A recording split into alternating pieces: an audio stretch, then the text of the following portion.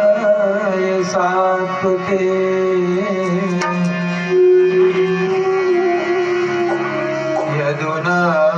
यदुनाथाय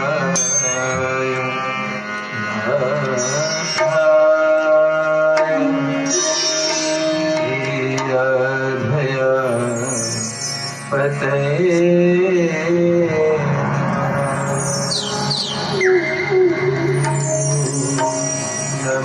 श्यामसुखाचार्यं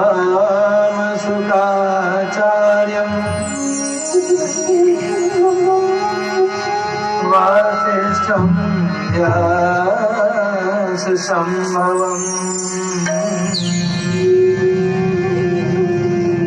पिबामोऽयं मुखामृतम्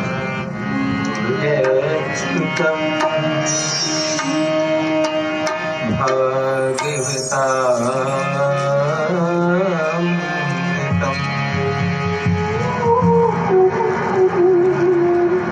श्री सीतानाथ समारम्भाम्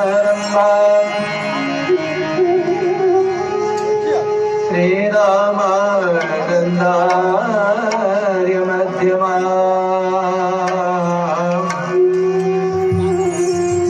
अस्मदाचार्य पर्यन्ताम्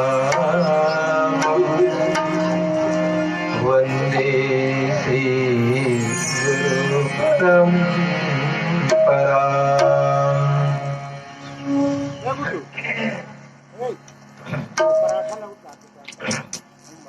इस भव्य आयोजन को आयोजित करने वाले साहू परिवार, स्वर्गीय कुमारी भारती साहू के वार्षिक श्राद्ध के निमित्त में यह मुक्ति प्रदायनी ग्रंथ श्रीमद् भागवत कथा का आयोजन समायोजित है। अकारण करुणा वरुणालय मुरली मनोहर नटवर नंद नागर यशोदा नंदन वर्धन आनंद कंद भगवान राधा प्राणेश्वर यशोदा जीवन धन यमुना के पावन पुलिन तट पर विहरण करने वाले मुरली मनोहर भगवान कृष्ण की जब जीव के ऊपर अहेतुक कृपा का बरसात होता है तो उस जीव को श्रीमद् भगवती कथा सुनने का अवसर मिलता है, क्योंकि गोस्वामी जी ने मानस में लिखा है जिसके ऊपर भगवान की अति कृपा का बरसात होता है वही जीव ऐसे सत्संग स्थल पर पहुंचा।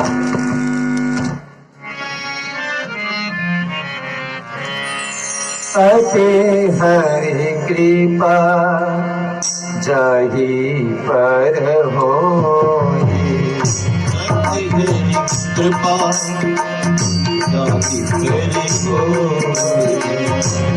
जाहि पर होई,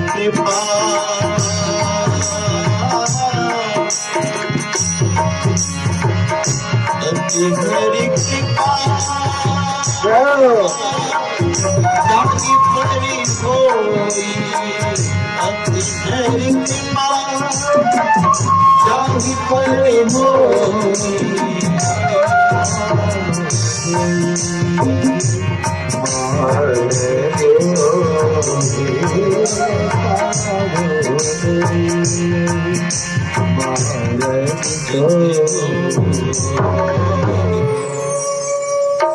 तो कहने का तात्पर्य यही है, जिसके ऊपर भगवान की कृपा ही नहीं अति कृपा का बरसात होता है, तो उस जीव को ऐसे श्रीमद् भगवत कथा जहाँ पर प्रवाहित हो रही हो वहां पहुंचने का अवसर मिलता है।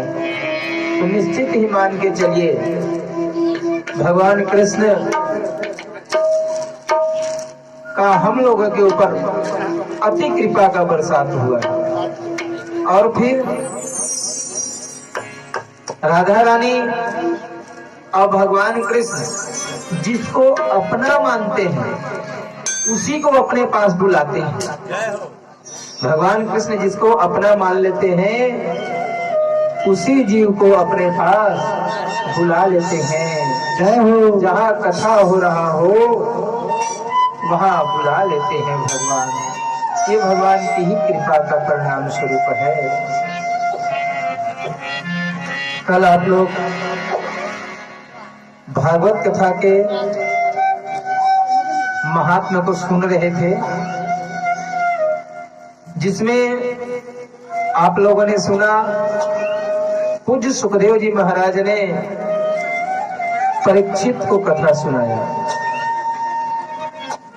और कथा सुन करके परीक्षित जीते जी जीवन मुक्त हो गए, अर्थात मौत का भय उनको नहीं रहा।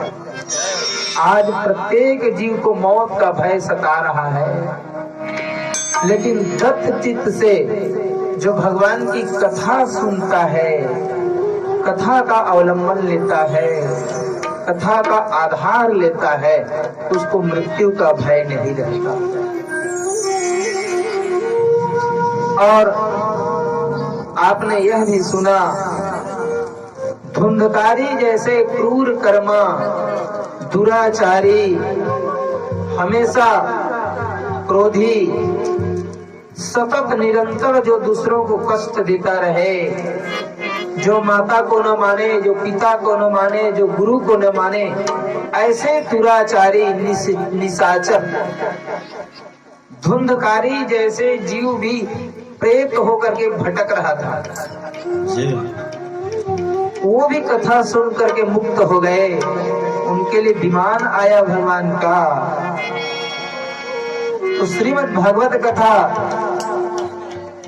जीते जी जीवन मुक्त कर देता है और मरने के बाद भी मुक्ति प्रदान करने वाला शास्त्र है श्रीमद् भागवत कथा। जय, इतना सामर्थ्य है इसमें।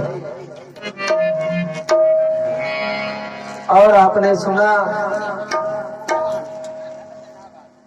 पितामह भीष्म की कथा। पितामह भीष्म मरण शैया पर पड़ा हुआ है और याद कर रहा है, हे कन्हैया अब मेरा देह त्याग करने का अवसर आ गया है। हे केशव आप आकर के मुझे दर्शन दो। अर्जुन ने मुझे बाण की सैया दिया है और हे कन्हैया आप आकर के मुझे निर्वाण प्रदान करो। अंतिम अभिलाषा है, मरते वक्त आपका दर्शन हो जाए। इतना तो करना माधव जब प्राण तन से निकले इतना तो करना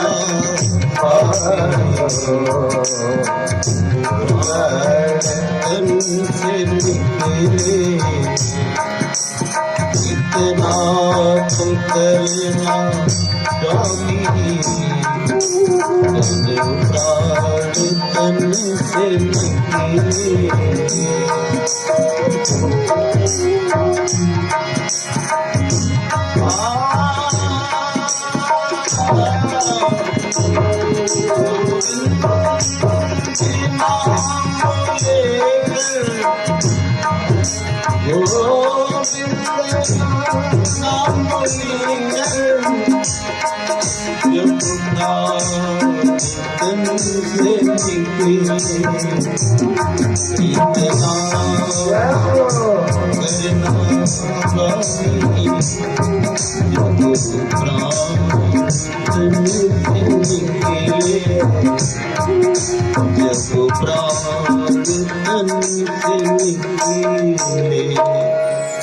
इस प्रकार से पितामह भीष्म मरण सैया पर पड़ा हुआ है और भगवान कृष्ण का स्मरण कर रहा है। सुखदेव जी ने कल बताया, 3 बातें सुखदेव जी ने परीक्षित को कहा। परीक्षित का प्रश्न यही था कि हे प्रभु, जो जीव मरण सैया पर पड़ा हुआ है उसका मूल कर्तव्य क्या है, उसको क्या करना चाहिए। मानो समझिए, परीक्षित ने हम सब जीवों के लिए प्रश्न किया है। हम सब जीव काल के ग्रास में पड़े हुए हैं और हमारा कर्तव्य क्या है। तो खुद सुखदेव जी ने बताया कि परीक्षित, श्रोतव्यम, भगवान की कथाओं को सुनिए आप। जो जीव भगवान की कथा सुन लेता है उसका जीवन मंगलमय हो जाता है।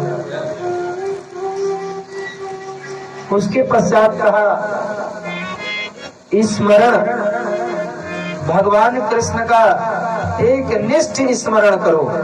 जैसे पितामह भीष्म ने किया वैसे ही स्मरण करो। भगवान कृष्ण दौड़ते दौड़ते आ जाएंगे। कौन कहता है कि भगवान आते नहीं? अरे बुलाना सबरी जैसे तो आपको आता नहीं। जय। प्रतीक्षा किया था ना सबरी ने। द्रौपदी ने पुकार लगाया कन्हैया को, दौड़ के आ गए मेरे कन्हैया। अरे कौन कहता है कि प्रभु आता नहीं? अरे पुकार तो करें हम, पुकार तो करना आना चाहिए। और सुखदेव जी ने कहा कि कीर्तन करना चाहिए। भगवान कृष्ण का कीर्तन करें हम सब। राधे गोविंद गोविंद राधे, राधे गोविंद गोविंद राधे, राधे गोविंद गोविंद राधे, राधे गोविंद गोविंद राधे गोविंद गोविंद राधे, राधे गोविंद गोविंद राधे, राधे गोविंद गोविंद राधे, राधे गोविंद गोविंद राधे,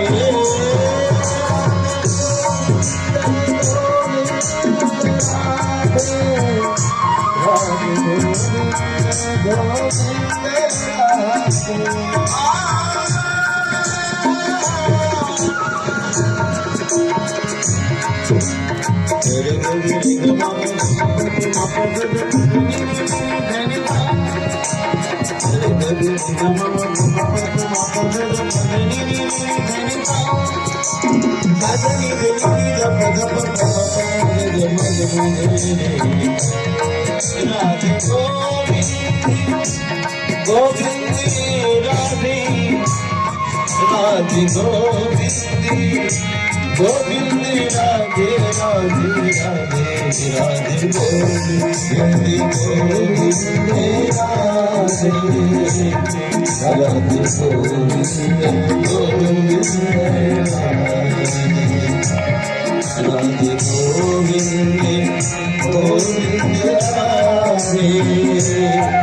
राधे गोविंद गोविंद राधे। और बताया परीक्षित शरणागति होना चाहिए और चार के शरणागत होना चाहिए जीव को। कल हमने बताया था कौन कौन से चार हैं। सबसे पहला शरणागत होना चाहिए संत के चरणों में। किसके चरणों में? संत के चरणों में। यदि संत के चरणों में जीव जा करके मस्तक को अपने उनके चरणों में रख देता है, संत के चरणों में अपने मस्तक को रख देता है, तो जीव का निहाल हो जाता है, जीवन मंगलमय बन जाता है। और उसके पश्चात है भगवंत के चरणों में जाना। और तीसरा है यदि संत ना मिले, भगवंत ना मिले, तो ग्रंथ का आश्रय लो। किसका आश्रय ले? ग्रंथ का आश्रय ले। ग्रंथ का आश्रय लेने से जीवन की ग्रंथि टूट जाता है। और यदि ग्रंथ भी न मिले तो हम कहूँ जाए गुरु के चरणों में। गुरु के चरणों में, गुरु के चरणों में यदि हमने मस्तक रख, देखिए आजकल मैं देखता हूँ प्रणाम करने का जो तरीका है वह बदल गया है। बदल गया कि प्रणाम करने का तरीका। पहले प्रणाम करते थे दंडवत होकर के। दंडवत माने दंड के समान गिर करके। जो ये चारों के सन्मुख संत के, भगवंत के, ग्रंथ के और गुरु के चारों के चरणों में यदि दंडवत प्रणाम करता है तो उसे जीवन में कभी दंड मिलता ही नहीं, कभी दंड नहीं मिलता। यही दंडवत का अर्थ है, दंड के समान गिरना इन चारों के चरणों में। और आज लोग प्रणाम करते हैं तो माड़ी को प्रणाम करते हैं, और तो माड़ी को भी प्रणाम करना भूल गए। ऐसे कर देते हैं हाथ को प्रणाम, बस ऐसे कर दिए, इस प्रकार से इशारा कर देते हैं, ये प्रणाम हो गया। कहाँ जा रहा है? अरे भैया, जब तक के गुरु के चरणों में ये हमारा मस्तक नहीं लगेगा, ये हमारी किस्मत कहाँ बदलेगी बताइए ना। भटकते रहेंगे। जीवन में यदि बदलाव लाना है तो इन चारों के चरणों में अपने मस्तक को स्पर्श करें। चरणों में स्पर्श होना चाहिए मस्तक। ये सिर भगवान के चरणों में झुकना चाहिए, गुरु के चरणों में झुकना चाहिए।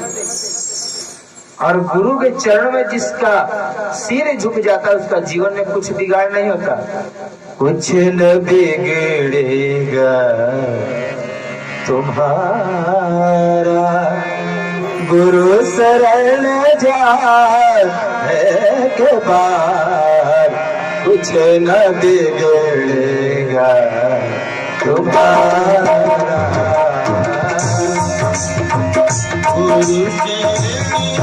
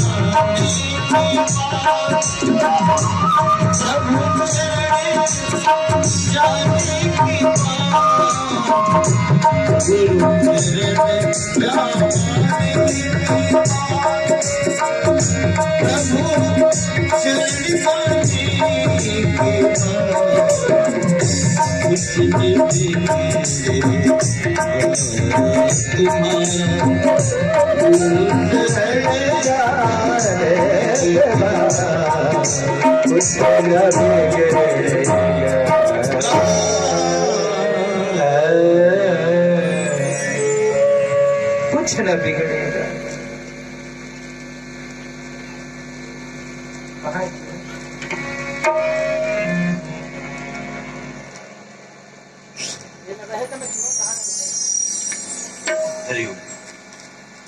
तो गुरु के चरणों में यदि हमारा मस्तक लग जाए तो कुछ बिगड़ता नहीं, कुछ न बिगड़ेगा तुम्हारा। गुरु के चरणों में झुक जाने के बाद जीवन निहाल हो जाता है। पूज्य परीक्षित सुखदेव जी महाराज के चरणों में अपने सिर को झुका दिया और कहा कि हे गुरुदेव, मैं पूरे संसार को छोड़ के आ गया हूँ, अब कुछ नहीं है मेरे पास, केवल मेरा धन है तो मेरा गुरु, मेरा धन है तो मेरा गुरु, और कुछ नहीं है। अब बना लो कि बिगाड़ लो।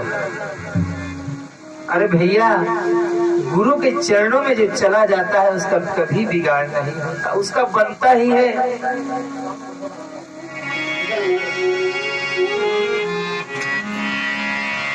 गुरु के चरणों में चले जाने के पश्चात उसका कभी बिगाड़ नहीं होता, बनता ही है जीव का। इसलिए परीक्षित का बिगड़ी हुई बन गई, उनको सांप लगा था। अब परीक्षित ने उस सांप को गुरु के चरणों में आकर के मस्तक झुका दिया, उसको वरदान के रूप में परिणत कर दिया। सांप को उसको वरदान बना दिया। और किसने बनाया? गुरु ने बना दिया ना। एक श्रृंगी ऋषि के मुख से निश्रित वाणी के द्वारा परीक्षित को मृत्यु मिला था।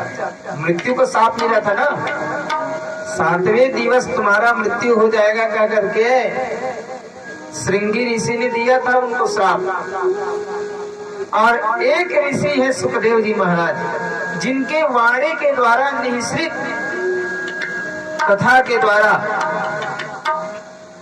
वो मृत्यु मंगलमय हो गया। क्या हो गया? मंगलमय हो गया। साक्षात भगवान के चरणों में समाहित हो गए थे परीक्षित महाराज। इस प्रकार से कल आप लोगों ने कथा सुना। अब आगे सुखदेव जी महाराज पूज्य परीक्षित को बता रहे हैं कि परीक्षित, 2 प्रकार की मुक्ति होता है, सद्य मुक्ति और क्रम मुक्ति। तो सद्य मुक्ति माने होता है तत्काल जिसको मुक्ति मिल जाए, तत्काल, तत्क्षण। जैसे कोई मंत्री लोग आते हैं और मंत्री को ले जाने के लिए विमान आता है, हेलीकॉप्टर आया और तत्काल उस मंत्री को उठा करके ले गया, तत्काल वहां से। ये हो गया सद्य मुक्ति। क्या है ये? सद्य मुक्ति। और जैसे क्रम मुक्ति, अलग अलग स्टेशन में होते हुए यदि जाना है आपको, रुकते रुकते रुकते क्रमशः पहला स्टेशन, दूसरा स्टेशन, तीसरा स्टेशन, चौथा स्टेशन, ऐसे यदि रुकते रुकते गए, वो हो गया क्रम मुक्ति। तो 2 प्रकार का मुक्ति हुआ। और फिर ब्रह्मा जी को भगवान ने चतुश्लोकी भागवत सुनाया। अहमेवा समेवा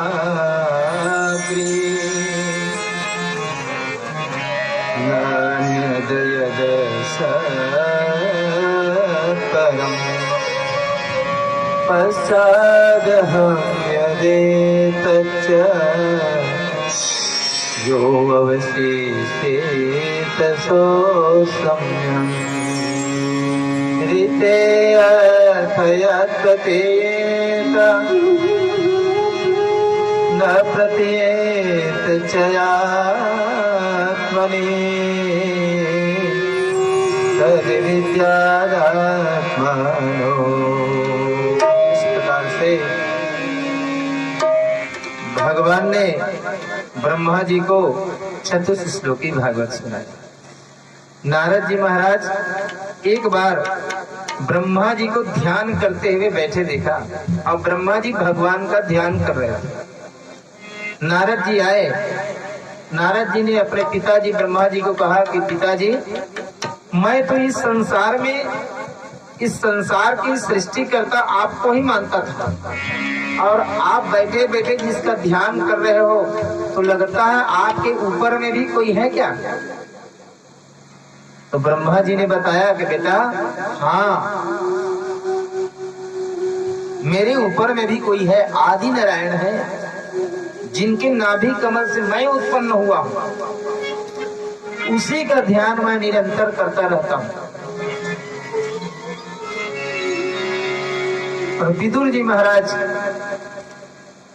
हस्तिनापुर को छोड़ करके महाभारत युद्ध होने वाला था और विदुर परम विद्वान थे,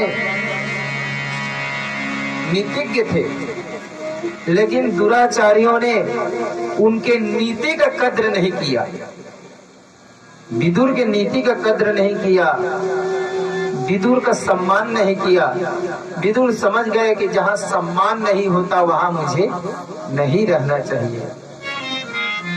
हस्तिनापुर को छोड़ करके विदुर जी निकल पड़े थे तीर्थाटन करने के लिए। वहां उद्धव जी के साथ उनका मुलाकात हुआ। अब धन्य है, विदुर जी ने उद्धव जी को पूछा कि प्रभु हमारे कन्हैया का क्या है चाल है? तो उद्धव ने अपने साथ भगवान कृष्ण के साथ जो जीवन लीला निभाया था, किया था, उसको आद्योपांत वर्णन किया उद्धव ने। और अंत में विदुर को कहा कि विदुर, अब आगे की कथा तुम्हें मैत्रेय ऋषि सुनाएंगे, मैत्रेय ऋषि के पास आप चले जाना, क्योंकि भगवान ने स्वयं मुझे कहा है कि विदुर जब आएगा तो मैत्रेय ऋषि के पास भेज देना। धन्य है विदुर, ऐसे भक्त है जिसको भगवान स्मरण करता हूं। अरे भगवान को तो सब स्मरण करते हैं, लेकिन जिसको स्मरण भगवान करे, भक्त सरिस को राम सने,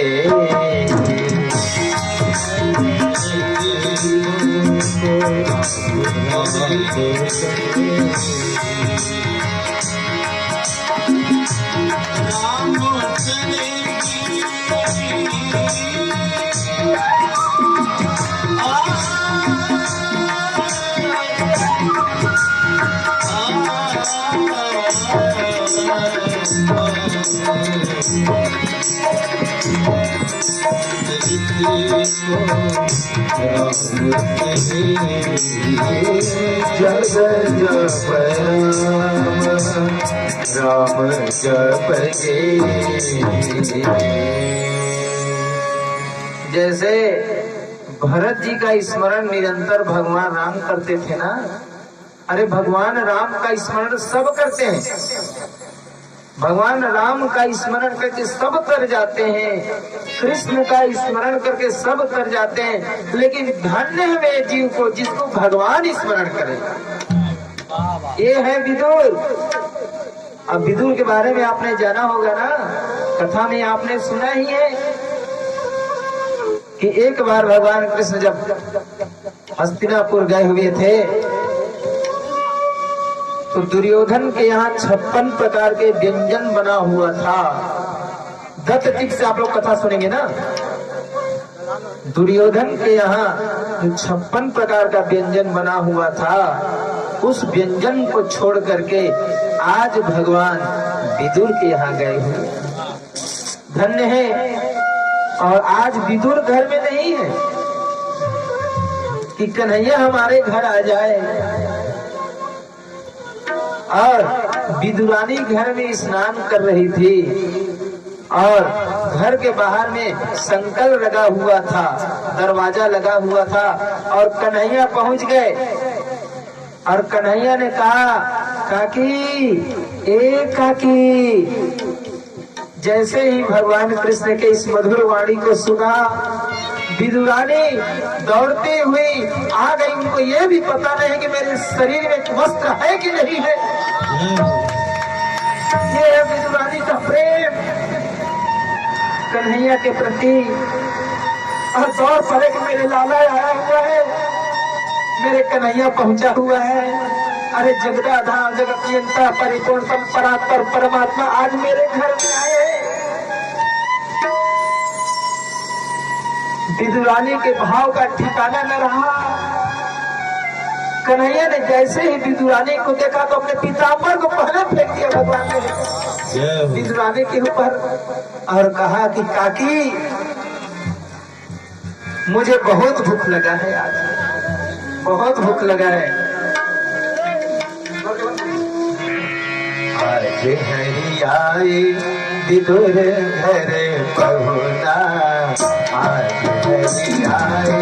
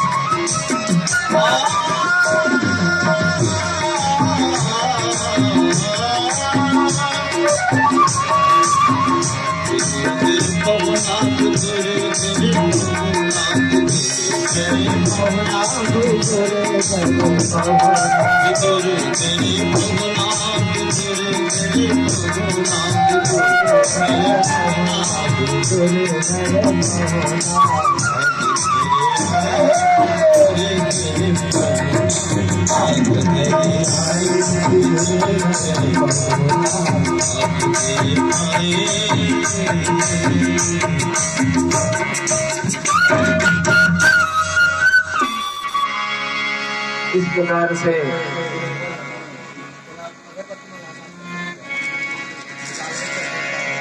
श्री राम।